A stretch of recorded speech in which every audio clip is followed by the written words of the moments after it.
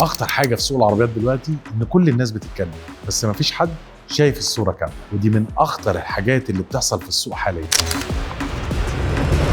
اي حد بيفكر يشتري عربيه يلاقي نفسه في وسط دوشه ضخمه، السوق هيقع، الاسعار هتولع، الدولار هيرخص، العربيات هتنزل، وفي الاخر ناس كتيره بتاخد قرارها بناء على خوف الناس مش بناء على ظروفها هي، وده خطر جدا لان الحقيقه محدش عارف السوق رايح فين بشكل كامل، ولا حد يقدر يقول لك بعد شهر واتنين السوق رايح فين بنسبه 100%. وعشان كده الناس الاذكى في السوق مش اللي بتعرف تتوقع المستقبل، الناس الاذكى هي اللي بتفهم هل القرار مناسب ليها دلوقتي ولا لا. يعني لو العربيه محتاجها انت فعلا ووسطها مناسب ودخلك فعلا مستقر، يبقى اوقات ان القرار الصح ان فعلا انت لازم تتحرك، مش انك تفضل مستني التوقيت المثالي، لان التوقيت المثالي في الاسواق المتغيره نادرا لما بيظهر اصلا، وده اللي الناس بتكتشفه بعد فوات الاوان. تابعني لو عاوز تفهم اكتر امتى قرار شراء العربيه يبقى غلط حتى لو انت معاك فلوس.